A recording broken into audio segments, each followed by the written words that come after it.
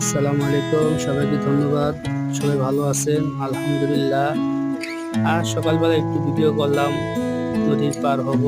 ভাবছিলাম একটু ভিডিও করি দেখার জন্য প্রকৃতি পরিবেশ, গ্রাম পরিবেশ।